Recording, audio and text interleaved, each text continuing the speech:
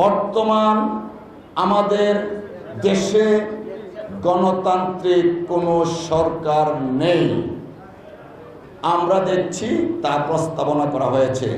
প্রিয় ভাইরা আমার, আমরা আইনজীবী সমাজ স্পষ্ট ভাষায় বলে দিতে চাই,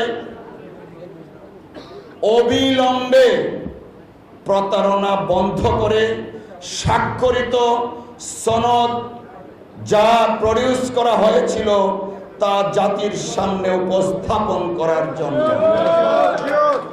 কারো কথায় কারো পরামর্শে তা থেকে ডেভিয়েট করবেন না। যদি ডেভিয়েট করেন বাংলাদেশের মানুষ ছাড় দেয়, কিন্তু ছেড়ে দেয় না। ফ্যাসিস্ট হাসিনা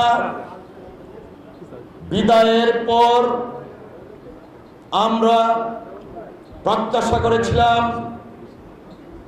বাংলাদেশ একটা গণতান্ত্রিক সরকার পাবে, যে ভোটের জন্য আমার ভাই রক্ত দিয়েছে, যে ভোটের জন্য আমার ভাই গুম হয়েছিল, যে ভোটের জন্য আমার ভাইকে ক্রস ফায়ারে দেওয়া হয়েছিল, সেই ভোট অনুষ্ঠিত হবে। কিন্তু আজকে অত্যন্ত দুঃখ ভারাক্রান্ত মন নিয়ে আপনাদের সামনে বলতে হচ্ছে, আমরা যা প্রত্যাশা করেছিলাম তার সাথে বর্তমান এই সরকারের বিভিন্ন কার্যক্রমের কারণে বাংলাদেশের মানুষ সন্দিহান হচ্ছে।